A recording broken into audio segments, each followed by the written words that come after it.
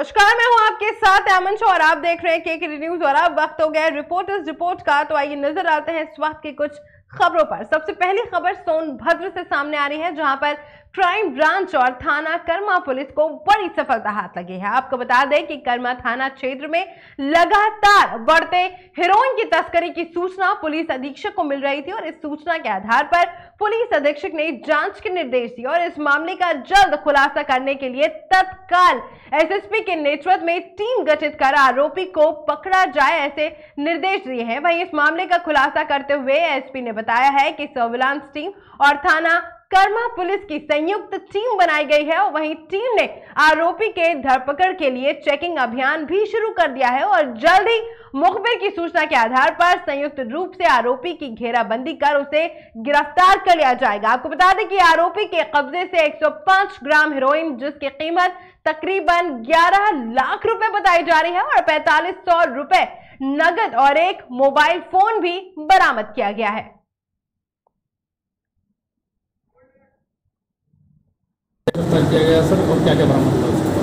जो अवैध मादक पदार्थों के खिलाफ चलाए जा रहे अभियान के तहत कल 14/5/21 को कर्मा थाना क्षेत्र से एक अभियुक्त कृष्णपाल और लीला सिंह को गिरफ्तार किया गया है। इसके कब्जे से 105 ग्राम हेरोइन, 4500 रुपये नगद और एक मोबाइल बरामद किया गया है।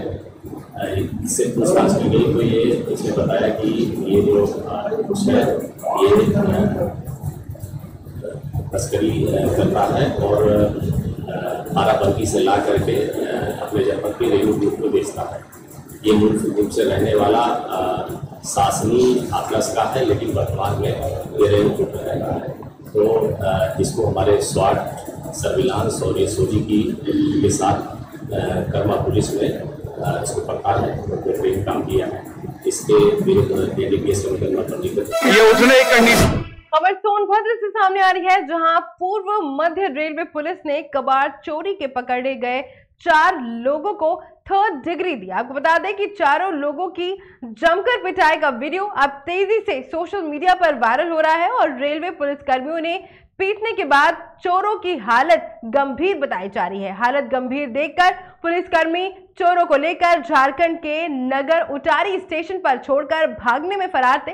परिजनों के मौके पर पहुंचने के बाद पुलिसकर्मियों ने चारों को दुगदी सीएचसी में भर्ती कराया और रेलवे के कबाड़ चोरी में रेलवे के एक इंजीनियर और चौपन के तत्कालीन चौकी इंचार्ज का नाम सामने आया है। आपको बता दें कि दोनों की मिलीभगत से रेलवे के स्क्रैप चोरी हो रही थी। ये उठने की कंडीशन में नहीं है, बताइए। सब लोग जो हैं क्या नाम क्या है भैया? आपका नाम क्या है? आप बताइए ना। आप नहीं है, आप साक्षात नाम नहीं जानते अपना? झूठ बोल रहा है। चलिए ना सर, चलिए, बिल्कुल चलिए। लेकिन आज आप लोग, आपका नाम बताइए। ये जूता से मारा, कौन कौन मारा है? ये सबसे पहले बनारसी मारा है, उसके बाद उसके बाद ये मारा है। आपका नेम प्लेट क्या? आपका नाम क्या है भैया? खान को छोड़ के नाम क्या है आपका? आप फोर्स में हैं? फोर्स में हैं आप? क्या नाम है आपका? इलाज होगा सर, इलाज तो कराना पड़ेगा।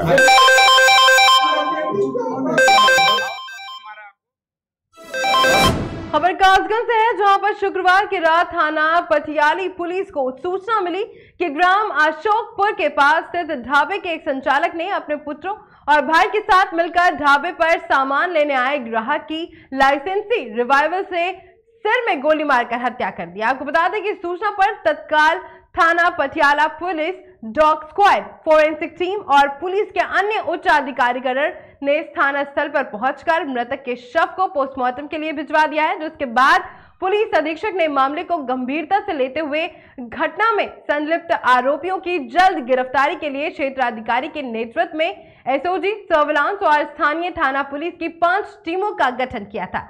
आपको बता दें कि गठित पुलिस टीम ने रविवार को आरोपियों को रेलवे फाटक के पास से गिरफ्तार करने में सफलता प्राप्त की और गिरफ्तार अभियुक्त के कब्जे से 12 बोर राइफल और 1 खोखा कारतूस बरामद किया है। खबर राजस्थान के जालौर से सामने आ रही है, जहां पर ऑल इंडिया रवड़ा राजपूत वुमेन एसोसिएशन की ओर से मातृ दिवस की थीम के आधार पर 15 मई को जिला मुख्यालय में मातृ शक्ति को समर्पित खम्मा घड़ी जालौर 2022 सांस्कृतिक कार्यक्रम आयोजित किया गया। इसमें कई तरह के सांस्कृतिक कार्यक्रम में बहुमुखी प्रतियोगिताओं का तराश कर आगे लाने का प्रयास भी किया गया है, जिनके समाज की सनातनी संस्कृति और संस्कारों के समावेश से युवा पीढ़ी को अवगत कराया। इस कार्यक्रम में राजपूत संस्कृति का जीवंत नजारा देखने को मिला। ये जो आपने कार्यक्रम रखा, तो इसका मेन उद्देश्य क्या है? मातृशक्ति। तो इसका ये आपको ये दिमाग में कैसे आया कि ये कार्यक्रम हमें रखना चाहिए? हमारा कार्यक्रम ये है कि हम महिलाओं को आगे लाना चाहते हैं और जैसे कि इवेंट बहुत सारे होते हैं, हम कुछ इस इवेंट में कुछ न्यू करना चाहते हैं। एक हर चीज को नया देना चाहते हैं, सम्मान देना चाहते हैं, नारी को आगे लाना चाहते हैं। नारी सिर्फ घर तक ही सीमित नहीं है, वो हर चीज में अव्वल है, कुछ होती है तो नारी बाहर आके बहुत कुछ कर सकती है। वैसे नारी बहुत आगे पहुंच चुकी है, बट हमारे को समाज में हम नहीं निकलते। बट ये है कि आगे आते हैं और इन सब कार्यक्रम करते हैं। तो ये जो कार्यक्रम का उद्देश्य जो है आपने जो लिया, इसका मेन उद्देश्य क्या है? समाज को आगे बढ़े है कि सबसे पहले तो आप लेडीज को देख रहे हैं कि गर्मी में भी वो लोग रेडी हैं और रेडी होकर बहुत सुंदर तैयार होकर आई हैं। और अब खबर एटा से है, जहां पर अलीगंज थाना क्षेत्र में कावड़ियों से भरा ट्रैक्टर पलटने से एक युवक की मौत हो गई, वहीं 6 लोग गंभीर रूप से घायल हो गए। आपको बता दें कि ट्रैक्टर ट्रॉली पलटने के बाद चारों ओर अफरा तफरी मच गई और पास के ही गांव के लोग तत्काल मौके पर पहुंचे और ट्रैक्टर ट्रॉली में फंसे लोगों को तत्काल निकालने में जुट गए। आपको बता दें कि आनन फानन में सूचना अलीगंज थाना पुलिस को दी गई। सूचना मिलते ही भारी मात्रा में पुलिस फोर्स मौके पर पहुंचे और घटना में हताहत हुए लोगों को बचाव कार्य करते हुए तत्काल सामुदायिक स्वास्थ्य केंद्र में भर्ती कराया गया और हादसा होने के बाद ट्रैक्टर में सवार कावड़ियां बुरी तरह से हताहत हो गए। वहीं इलाके में अफरा तफरी का माहौल बन गया।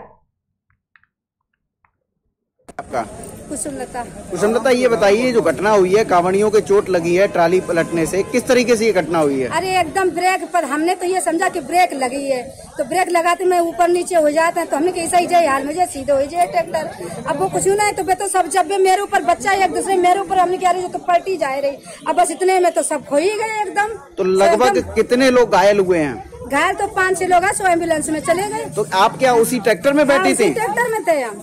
तो ये हादसा किस तरीके से हो गया? अब इतना तो हम नहीं बता सकते हैं, जो हमको होश नहीं है तो हम किसी को क्या देखें। लोगों का कहना है कि एक ट्रैक्टर में 2 ट्रालियां लगी हुई थी। हाँ, अब ये पता नहीं पीछे वाली खुल गई थी कि आगे वाली खुल गई कि ब्रेक फेल हो गई, क्या हुआ क्या नहीं हुआ।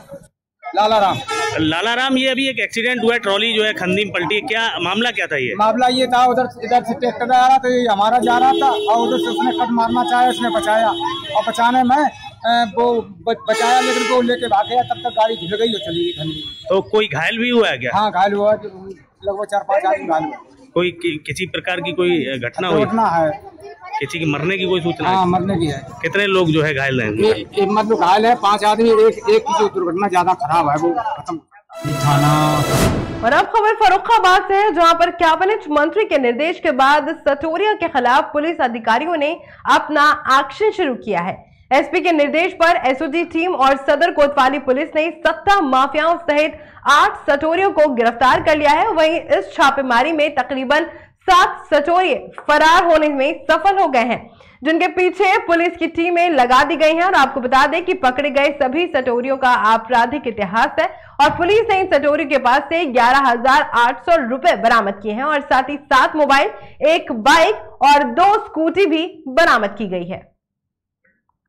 ये थाना फर्रुखाबाद एसओजी और सर्विलांस टीम के द्वारा संयुक्त रूप से लगातार जुआरी और सट्टे के खिलाफ कार्रवाई की जा रही। उसी क्रम में कल राजेश कुमार बाथम के घर की सूचना प्राप्त हुई थी, जिस पर दबिश देकर मौके से 7 जो सट्टा लगाने वाले हैं उनको गिरफ्तार किया गया है और साथ ही साथ जो सट्टा माफिया राधाकृष्ण वर्मा है यहाँ का, उसको भी अरेस्ट किया गया है। इनके कब्जे से 11,820 रुपये बरामद हुए हैं और साथ ही साथ सट्टा की पर्चियाँ मिली है और 7 मोबाइल बरामद हुए हैं जिनके द्वारा इनसे सट्टा का काम किया जा रहा था। वहाँ से 2 मोटरसाइकिल।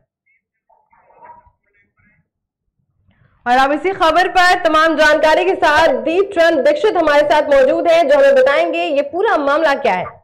जी दीपचंद जी, आवाज आ रही है आपको हमारी? जी मैम आ रही है आवाज आ रही है। दीपचंद जी पहले आप हमें पूरा मामला बताइए। जी आपको बता दें कि अभी 2 दिन पूर्व मंत्री जीते प्रसाद के निर्देश के बाद अधिकारियों ने शुरू किया था एक्शन। इसमें बताया गया एसपी के निर्देश में एसपी सदर कोतवाली की पुलिस ने सट्टा माफिया राधाकृष्ण सहित 8 सटोरियों को दबोचा रखे हैं। सटोरी और भागने वहीं आपको बता दें 7 सटोरी भागने में सफल रहे हैं। जी तो ये क्या पूरा गैंग था इनका यहाँ पे जो सट्टेबाज है, क्या पूरा इनका गैंग काम करता था यहाँ पर?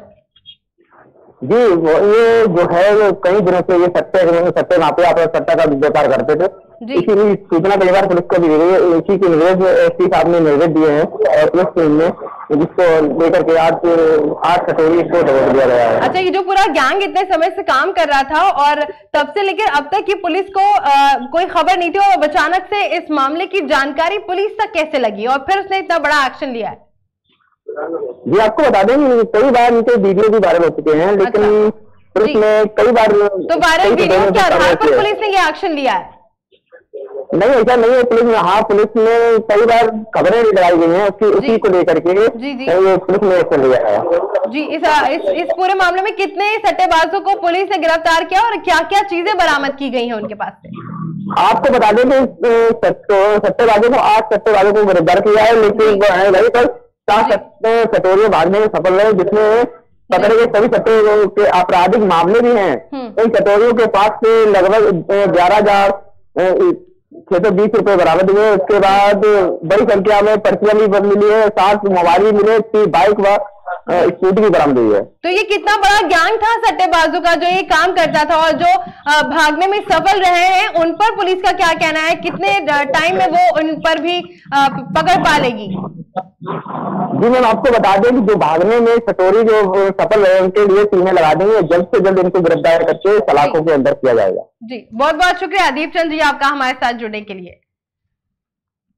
तो आपको बता दें कि यह खबर थी जहां पर पुलिस ने सट्टेबाजों पर अपनी पकड़ बनाई है और इसमें तकरीबन 7 सट्टोरियों पर पुलिस ने उन्हें अपने कब्जे में ले लिया है, जिसके बाद पुलिस को हाथ एक बड़ी सफलता भी लगी है। इसके बाद आपको बता दें कि पुलिस ने इन सट्टोरियों के पास से तकरीबन 11,800 रुपए भी बरामद किए और साथ ही 7 मोबाइल फोन, 1 बाइक और वारदात को अंजाम देने के लिए जो 2 स्कूटी वो इस्तेमाल करते थे वो भी पुलिस ने बरामद कर ली है।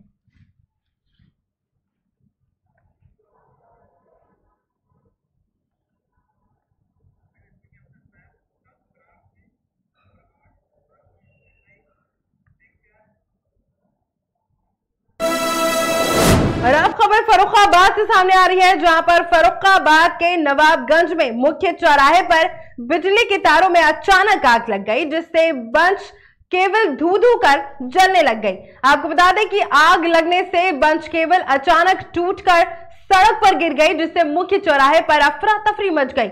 बंच केबल के सड़क पर गिरने से मार्ग पर वाहनों की लंबी कतारें लग गई, जिसके लोगों की आवाजाही आधे घंटे तक बाधित रही।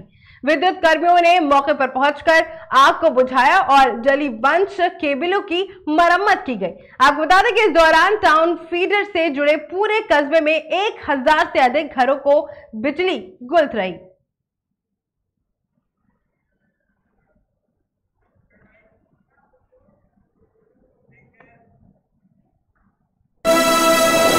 खबर फर्रुखाबाद से सामने आ रही है जहां पर फर्रुखाबाद के कायमगंज में जमीनी विवाद को लेकर कलयुगी पुत्र ने पिता को गोली मारकर गंभीर रूप से घायल कर दिया, जिसके बाद घायल पिता को परिजनों द्वारा सामुदायिक स्वास्थ्य केंद्र में भर्ती कराया, जहां पर घायल बुजुर्ग को प्राथमिक उपचार देकर लोहिया अस्पताल रेफर कर दिया। प्रभारी निरीक्षक संजय मिश्रा ने बताया कि आरोपी बेटे को गिरफ्तार कर लिया गया है और मामले की जांच भी शुरू हो गई है। आपको बता दें कि पूरा मामला कायमगंज कोतवाली क्षेत्र के सुभानपुर गांव का है।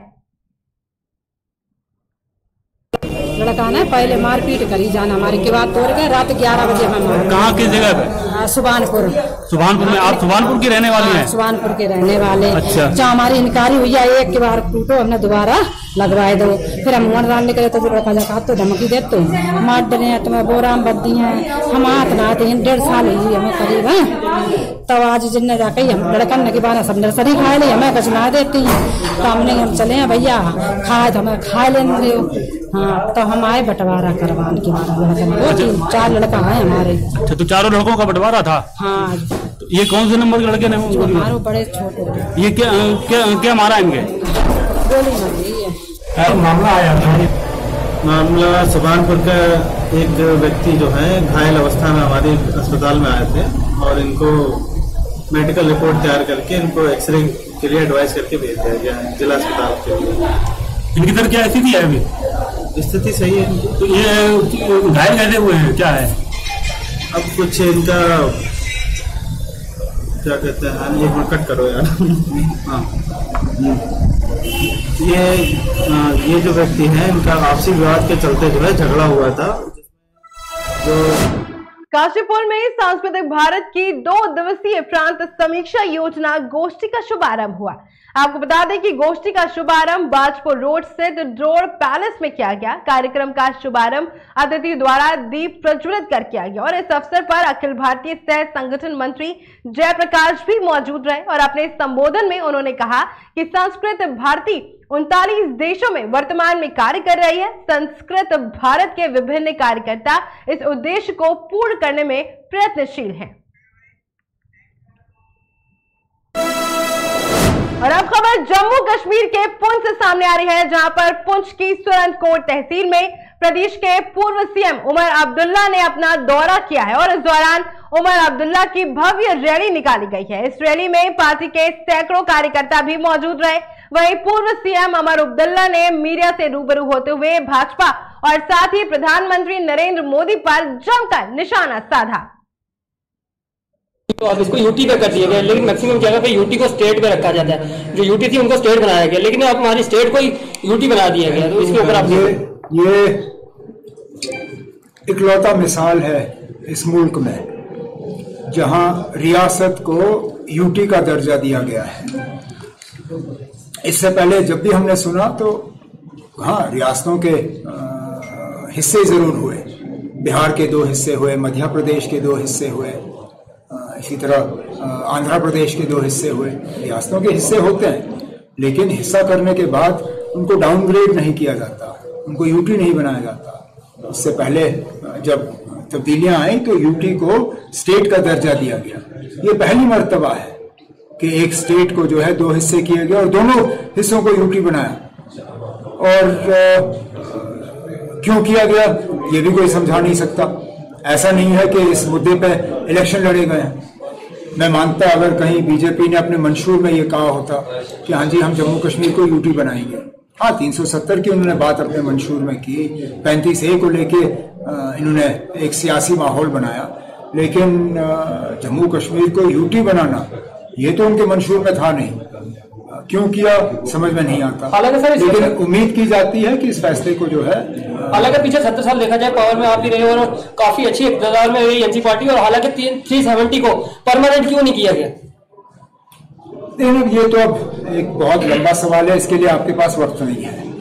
आपको 1947-48 के हालात में जाना पड़ेगा।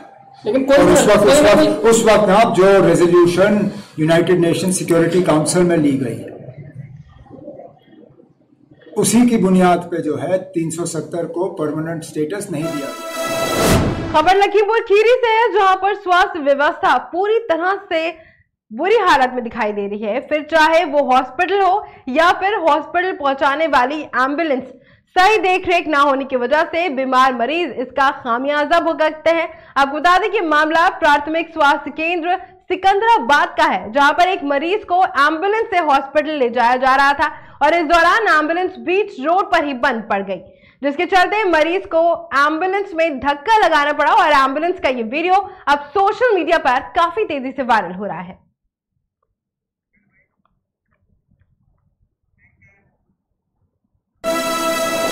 खबर आगरा से है, जहां पर थाना रकाबगंज के बालूगंज चौराहे के पास मामूली बात को लेकर दो समुदायों के बीच विवाद हो गया। आपको बता दें कि विवाद इतना बढ़ गया कि एक समुदाय ने दूसरे समुदाय पर हमला बोल दिया और सूत्रों की माने तो हमलावरों ने चौकी के अंदर घुसकर जमकर तांडव किया। पुलिस ने भी बहुत मुश्किल अपनी जान बचाई और इस घटना में महिला सहित 3 लोग गंभीर रूप से घायल हो गए और आनन फानन में घटना की सूचना मिलते ही भारी मात्रा में पुलिस फोर्स मौके पर पहुंच गई और पुलिस ने बमुश्किल बवाल कर रहे लोगों को रोका। बताया जा रहा है कि बदमाशों ने चौकी के अंदर भी जमकर उत्पात बचाया और मौजूद पुलिसकर्मियों ने भी बमुश्किल अपनी जान बचाई।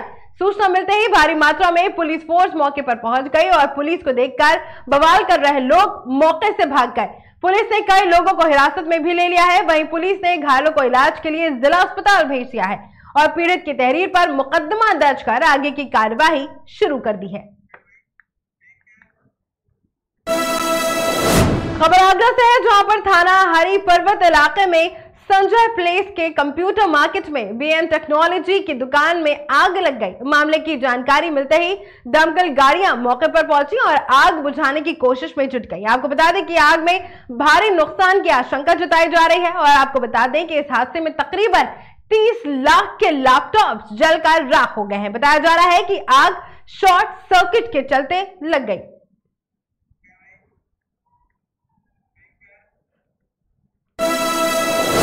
खबर तेलंगाना के कुतुबुल्लापुर से है, जहां पर रोड पर खुलेआम सब्जी की मार्केट लगाई जा रही है, जिसके चलते आमजन को काफी परेशानी का सामना करना पड़ रहा है। इस पर ना तो पुलिस विभाग कोई एक्शन ले रही है और ना ही इन्हें रोका जा रहा है। पुलिस विभाग के तमाशीन बने लोग चलने पर आमजन पुलिस से सब्जी की दुकानों को मेन रोड से हटाकर दूसरी जगह लगवाने की मांग कर रहे हैं, ताकि आमजन को किसी भी समस्या का कोई भी सामना ना करना पड़े।